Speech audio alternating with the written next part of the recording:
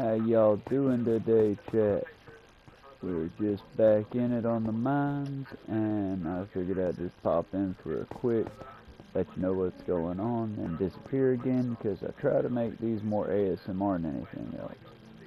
The wall patterns are failing miserably, but I wanted to incorporate different things into the wall designs.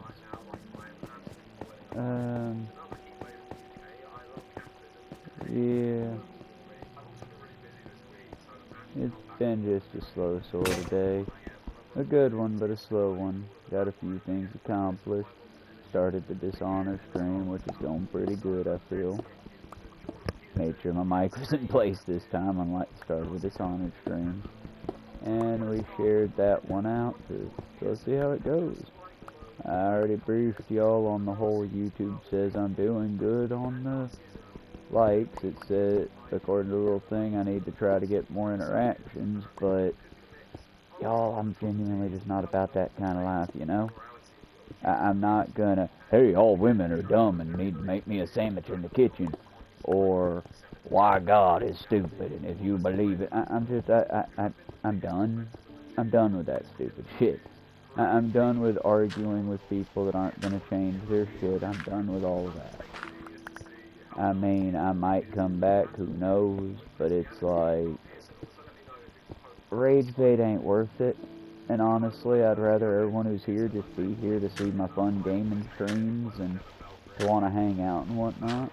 I mean, if I get, say, 100 of y'all, I'll actually go start a Patreon, I'll start up all the shit. I mean, if it's cool if it happens. If it doesn't, also cool. Because, honestly, this isn't, I mean, it ain't about that kind of thing. I just want to build a community of people together and doing reactionary content to look at this, look at that, oh, look how angry we're getting.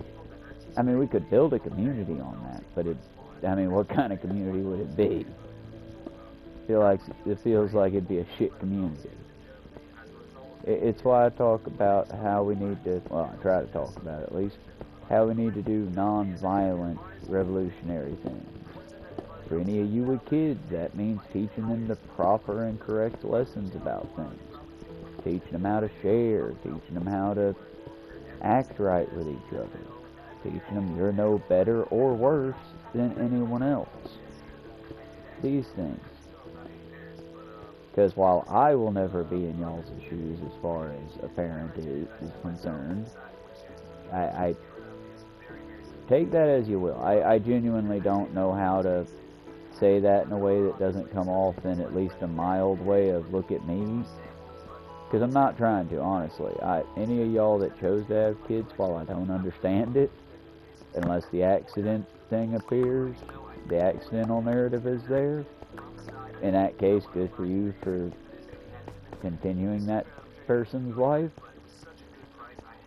But either way, I don't understand planning it out or having kids considering how fucked the world seems to be.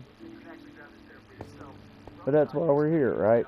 Between playing these games and messing around, we're trying to build a slightly better world. It's also why I kind of put these things together here in Minecraft, where it's like empty open sandbox environment. We're building where we are with what we got. Oh, and being someone who listens to sirens. I don't know if y'all do it or not. I don't know if it's like something wrong with me or what it is, but it's not that I like sirens, but I try to listen out, and I'm wrong more times than I'm right, but I like to try to guess. Fire truck, ambulance, or cop. So I look and I look if I can see who it is. But this morning while I was sitting there heating up some biscuits and chicken for my cats and my dogs, it's gotten rough around here payday-wise. But it'll be alright, y'all. That's not what this is about. I'm not complaining. That's just what I was doing. And when it comes to making your pet food all natural, which if you've seen some of my old videos, you can see some of what that entails. but usually it was a more expensive thing for them and more of a luxury thing. Now I'm doing it more out of the bare bones of what I got, and honestly I'm happy I learned that skill when I did, because it'll come in handy now. Well, for example, I can feed my cats biscuits because they love them, but they can't be sustained on biscuits. So in the event that meat starts to run low, I need to prioritize them getting the meat more than the bread, and I need to prioritize the dogs processing bread because they can process the gluten. These are lessons that I would not have learned had I not taken the time to learn the fun stuff during the not-so-desperate times. Learn the hard stuff during the not-so-desperate times so the desperate times aren't quite so desperate, is how I feel about it. I'm also trying to build up as much as I'm building down, that way I don't end up with just chests on chests on chests of just tons of bullcrap. I always end up with chests of just tons of bullcrap. Even on this mode, where if I die I'm done and everything goes away, I still chests full of crap. Saving it for a rainy day. Oh. But yeah, like I said, y'all, we try our best to do what we can where we can, everywhere we can. And while I was in the kitchen trying to make them some breakfast out of what I had, I hear the strangest noise in the distance. It was literally like that SpongeBob episode of SpongeBob and Patrick hunting the Bikini Bottom, whatever it was, where it's just woo woo woo woo, it was a wee woo alarm. It was a wee woo truck. So I'm like sitting there in the window, tearing up biscuits, not even looking where I'm separating these biscuits at now, just waiting to see this fucker pass by while I'm here in the distance with the Doppler effect, just wee woo wee woo wee woo. Because I was going through my head, okay, well, if we were in a British movie, it'd be an ambulance, right? It was a cop car, but it was one of those cop vans with a blue light and a yellow light in the middle. Hey, you Harley cops, what the fuck is that? What the fuck are y'all up to? That's neat as hell. And the wee-woo alarm is kind of endearing. Honestly, do more of that. Because honestly, cops don't need to try to be or try to look like badasses. Y'all should be friendly. And I couldn't, at the moment, be mad at a wee-woo cop in a blue and yellow car. That sounds adorable. Come on, y'all. Try that shit out for a while. Try the kawaii culture for policing. Then again, I don't know, because like I said, y'all, I try not to be ACAB or anything like that, because we need to work together to make the world better. It ain't going to get better if we're at each other's throats. It only really gets better when we work together. I'm using this to make the bar-style entryways and exitways.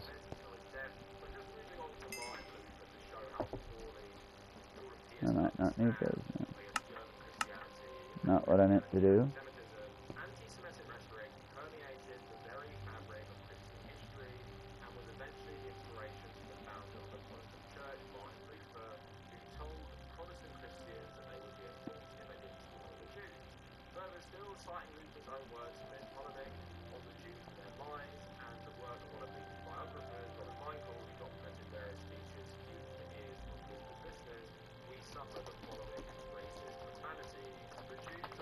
Alright.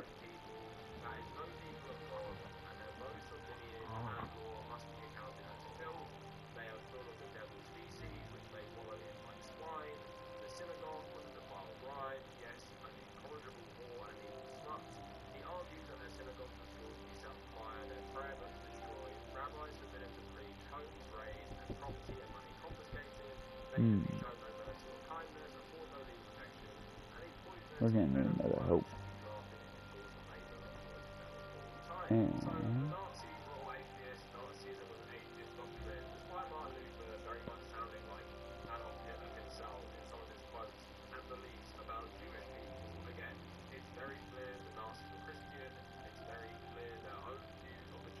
yeah, we should have enough here to do things. Let's see what things we can do.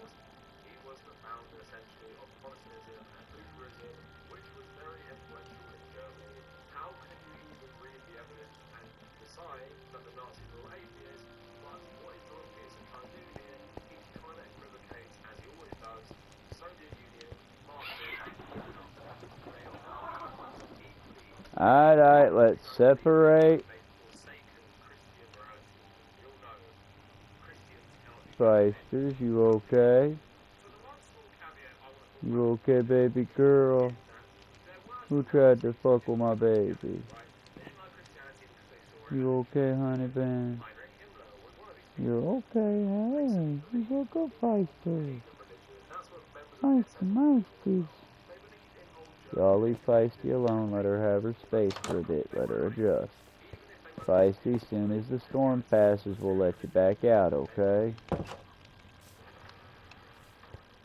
Just for the moment, honey. You're safer in here than out there if it starts raining real bad. She's been hanging out over at the neighbor's house for quite some time.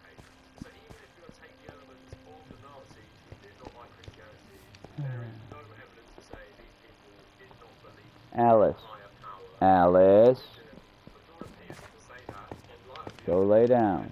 Leave Feisty alone. I need to get inside to access the coffer.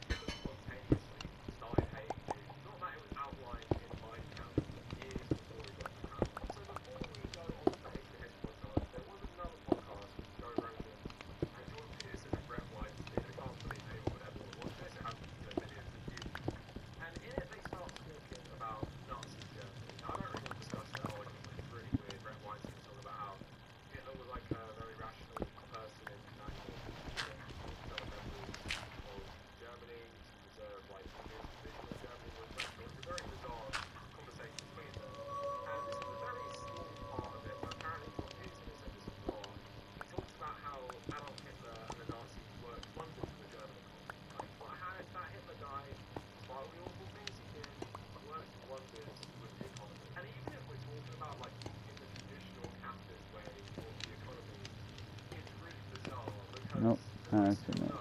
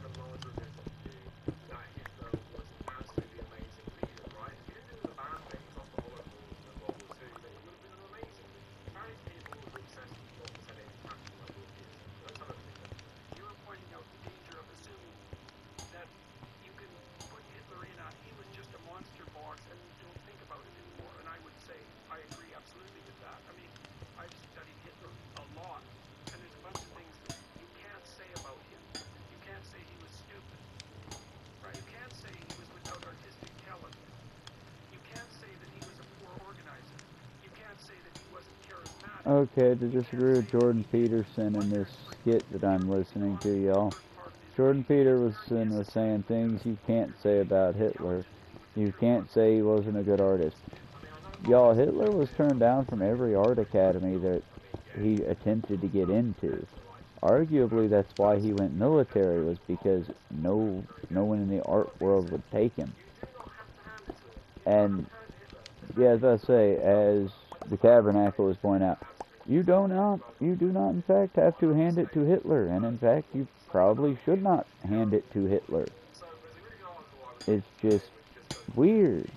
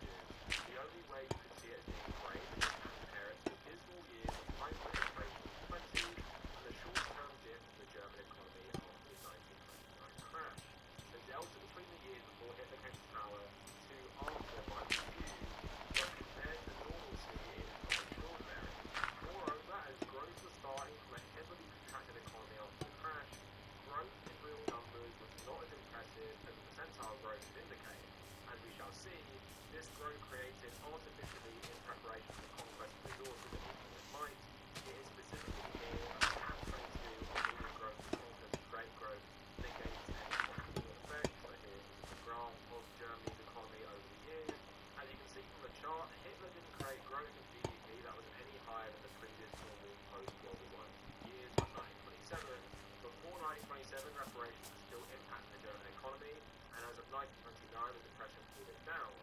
As you can see, there's a big rally in 1933, the year Hitler seizes power, but that year the whole world economy was recovering, so this was pretty much average growth that cannot be attributable to any specific economic policy. More importantly, as economic policy takes time to have a measurable effect on the economy, any growth in 1933 cannot be attributed to Hitler and the Nazis. At the end of the chart, you can also see how the need for large-scale conquest to grow is becoming apparent in 37 and 38. Technically, these years should automatically be higher growth years as the economy grows due to annexation of Austria and Czechoslovakia. Instead, we are seeing a slowing of GDP growth, which indicates that without annexation, the picture would be grimmer. The Nazis systematically plundered people, they prosecuted and murdered. In Germany alone, they confiscated more than a year worth of GDP from German Jews, 120 billion Reichsmark. That is a redistribution of wealth in a very nasty way, and a redistribution doesn't create growth, it just moves money around. Moreover, incarcerating these people or murdering them took them out of the productive economy, so that any effect redistribution could have was nullified. As they started gobbling up nations, they did use slavery and forced labor to offset this effect, but this was too short-sighted and fairly uneconomic. In the end, we must not forget that the reason for prosecution of murder of undesirables was not financial but ideological.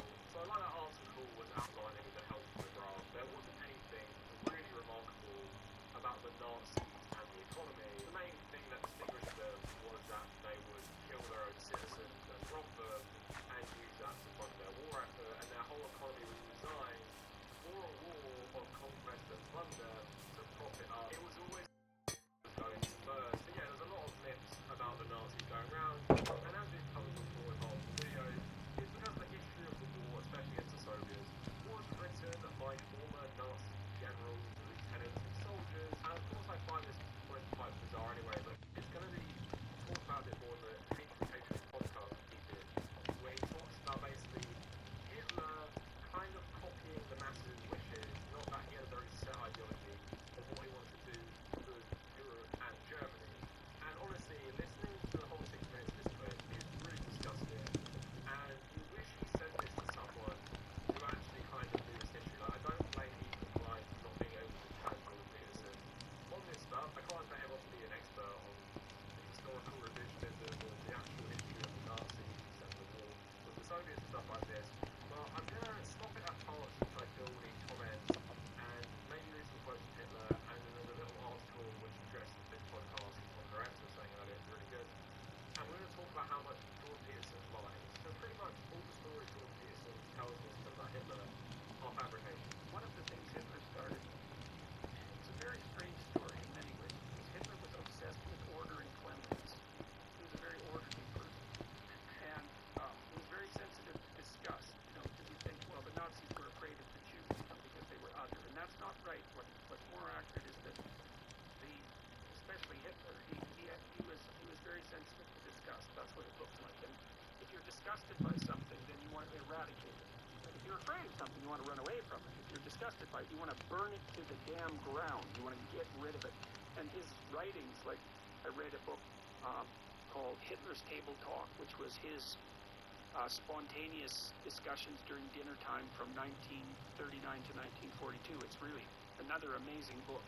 And we had been doing some work inspired a bit by Jonathan Haidt, who's done a lot of work on disgust and the relationship between trait personality. And I was reading this book at the same time, and it was just unbelievable how often Hitler referred to the people he was eradicating, the Slavs and the Gypsies and the Jews and all the people he went after, as parasites and as rats and as insects and all of that. So they were kind of put into that category. And here's a horrifying part of that story. Like when Hitler first came to power, he put in a lot of public health initiatives, including mass tuberculosis screening, which actually turned out to be a good thing.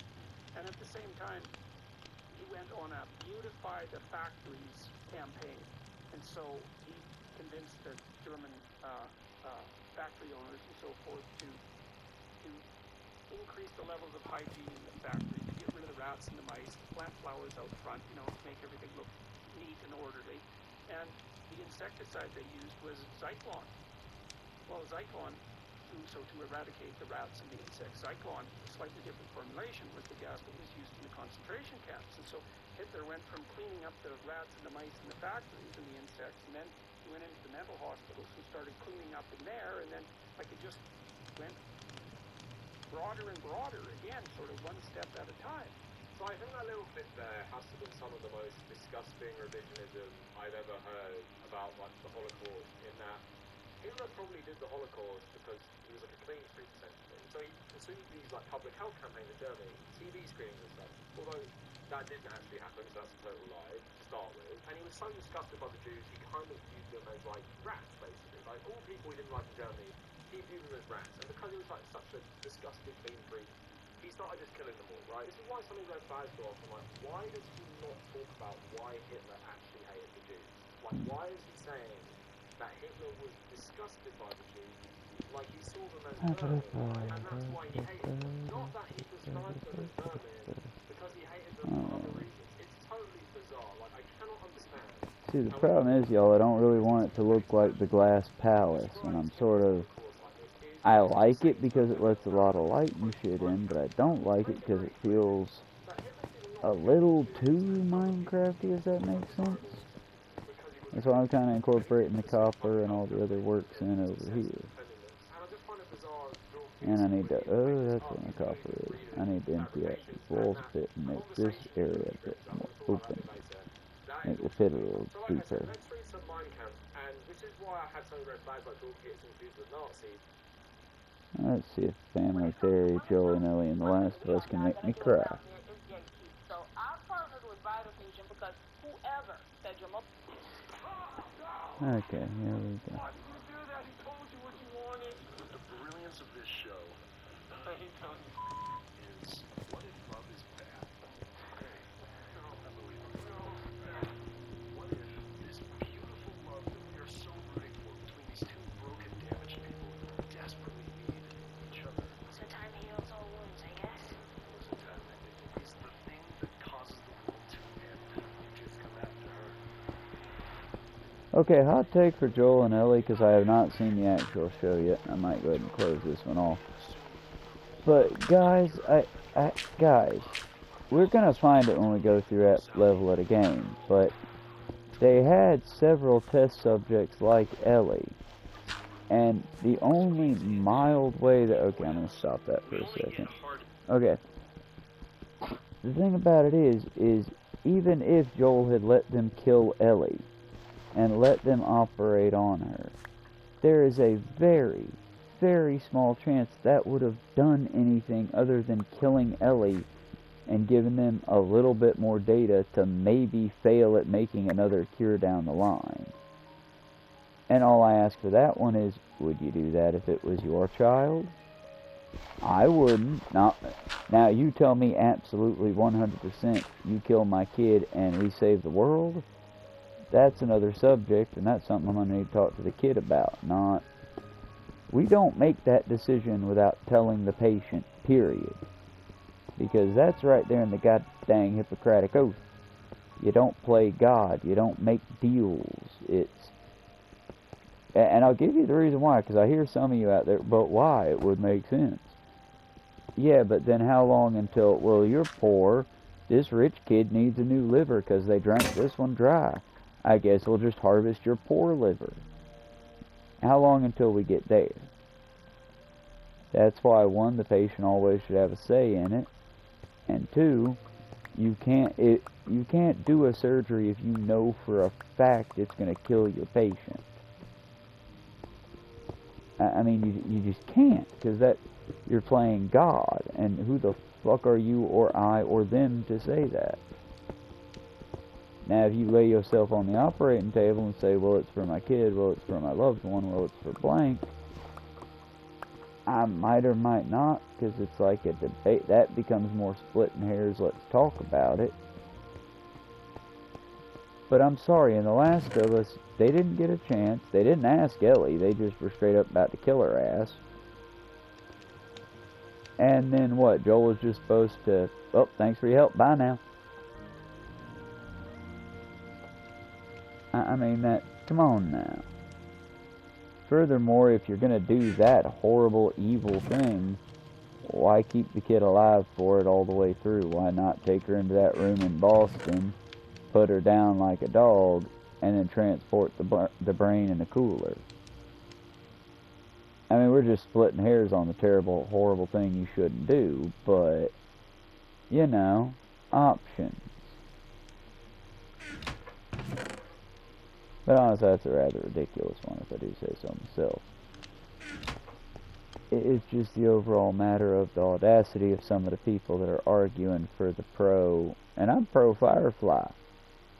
I'm pro anti-military movement in the form of the apocalypse, because most of the time the military in the apocalypse is holding up a broken arm of a dead government. And folks, I hate to tell you this, but if capitalism led us into the apocalypse, and we go right back to capitalism, guess what? We're going to go right back into another apocalypse. Learn from the system failures. Make better.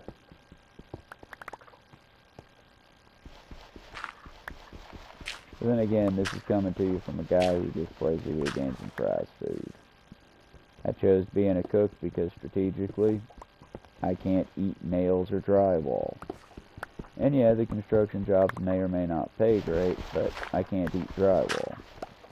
On the other side of that, yeah, most of the time they don't really go after kitchens all that frequently, and even when they do, much like in the Kid Rock situation, your greedy bosses will move heaven and earth to make sure those kitchens stay running. Because the cops that come to arrest you, they probably eat breakfast at one of these kitchens. That it gives you a certain degree, maybe not of actual power, but of they'll recognize you. And if you do good work for them, maybe, just maybe, they won't, you know, let the Nazis kill you. But who knows? As I said, at the end of the day, I don't expect to go out pretty. I gave up a long time ago on this life being a happy story. I'm just, you know, rather tired of one George R.R. Martin writing our frickin' storylines here, you know? I'm. It doesn't have to be a Disney-esque movie, but it would sure be nice if it wasn't just, you know, horror all the fucking time.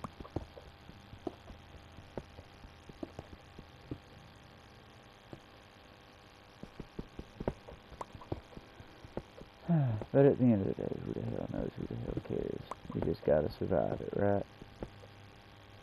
Do what we can, stick together. And anyone that went to MomoCon, I hope y'all had fun. I really wish I could have gone this year. Honestly, it seems like it's turned into quite the fun thing. I hate the fact that in America it has to be said this way, and I wasn't gonna, but it's the best way to convey it. Yeah, that adorable convention that's basically all for the fans, made by fans. The main reason I didn't go as a kid was because I didn't really have a ride. And as a kid, I didn't have the concept of community or anything else. I was the kind of bad anarchist. But as an adult now, I would love to go and do the MomoCon thing. It seems like a fun hoot.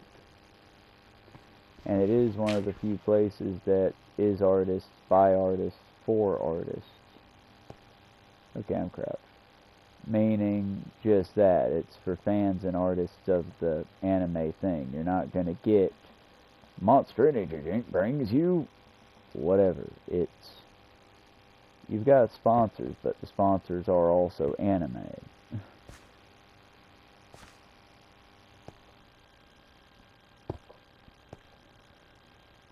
It's like NASCAR, but if everyone cared about the cars and the racing more than just the money.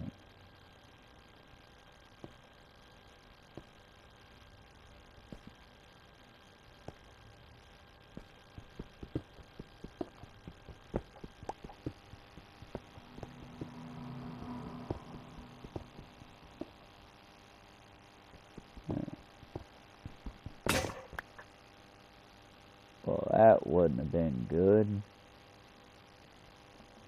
That'd have been about bad, wouldn't it, y'all? Falling down there.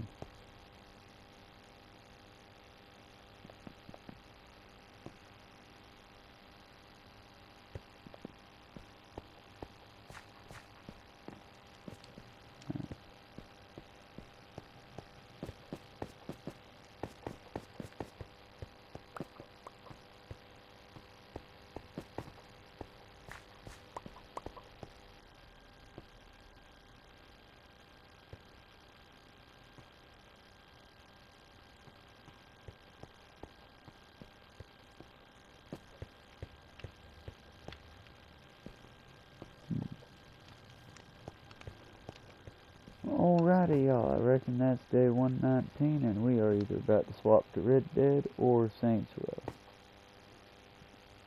Maybe we'll go to good old Assassin's Creed Odyssey. Odyssey, and do a little bit of hunting.